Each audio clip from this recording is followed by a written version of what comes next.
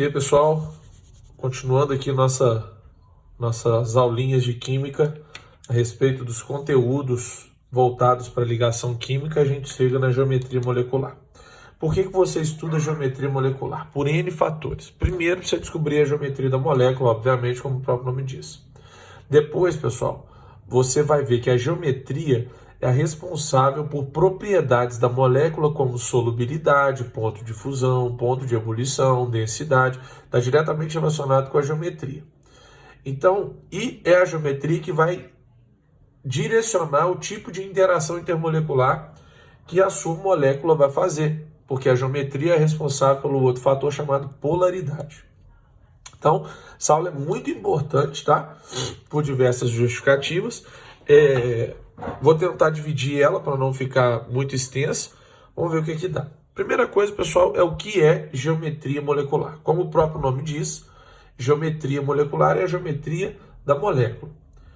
E aí, por definição, a gente fala que é o estudo da disposição dos átomos de uma molécula no espaço. Em outras palavras, eu botei aqui de vermelhinho, ó, a geometria molecular é o estudo da forma de uma molécula. Acho que essa aí é a parte principal. Então você já sabe que você vai estudar a forma de uma molécula, né? E aí eu vou te dar uma molécula, por exemplo, a água, H2O, ou gás carbônico, CO2, e vou te falar qual é a geometria dessa molécula. Então você vai ter que determinar a geometria de uma molécula só olhando para a fórmula. Como que a gente vai fazer isso, pessoal?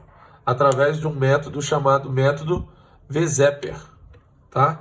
Tá aqui, ó, método Weizsäcker, que vem do inglês Valence Shield Electronic Pair Repulsion, que para o português, né, fica método de repulsão dos pares eletrônicos. Então, quando eu olhar para uma molécula, eu vou determinar a geometria dela usando esse método Weizsäcker, ou método de repulsão dos pares eletrônicos.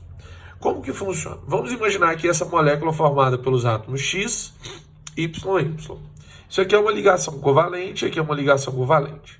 A ligação covalente, pessoal, ela é formada por elétrons. Então aqui a gente vai adotar para ela uma definição de nuvem eletrônica.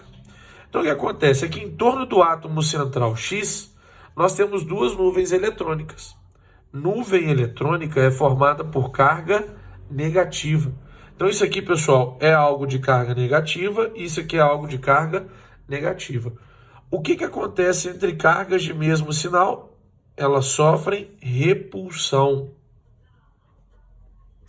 que é o que vai dar nome ao método lá, método da repulsão. E quando elas se repelirem, elas vão ficar o mais afastado possível no espaço.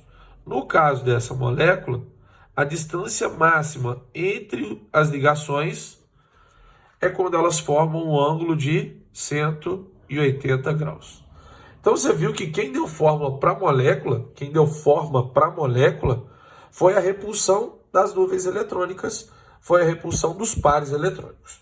Então, quando eu estiver estudando a geometria de uma molécula, o que eu tenho que fazer é o afastamento das nuvens eletrônicas ao máximo que der, elas têm que ficar o mais afastado possível, e é exatamente esse afastamento que vai gerar para nós a forma da molécula. Porém, na hora de determinar a geometria, nós vamos ter alguns cuidados. Cuidado número 1. Toda geometria, pessoal, é formada em torno do átomo central. Você percebe que nessa molécula, tudo aconteceu em volta do átomo X. Então, a primeira coisa que você tem que fazer é chegar na molécula e identificar o átomo central dela. Segunda coisa, contar o número de nuvens eletrônicas. Tem esse acento aqui não, gente. O que é uma nuvem eletrônica? Aí, pessoal, é que você tem que ter cuidado.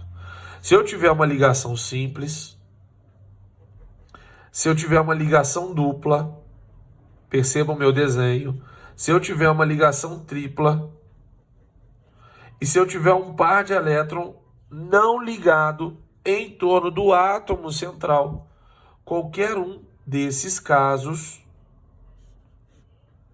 ele corresponde a uma nuvem eletrônica.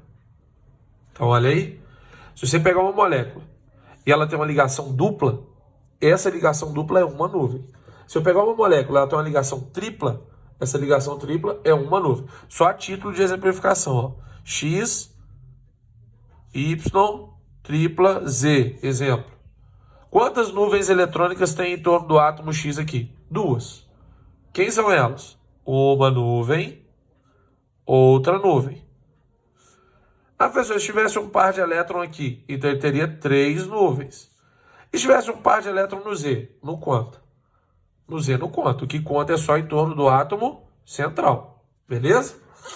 Então, pessoal, nós vamos a partir de agora contar o número de nuvens eletrônicas em torno do átomo central e contar o número de átomos em torno do átomo central para determinar a geometria. A princípio, são 6 as principais geometrias, 5 as principais geometrias: linear, angular, trigonal, tetraédrica e piramidal. Tem outras 2 bônus aí no final da última aula, que a gente vai deixar para lá, beleza? Então, pessoal, vamos deixar por aqui essa introdução, para não ficar muito extenso aí para vocês. Valeu!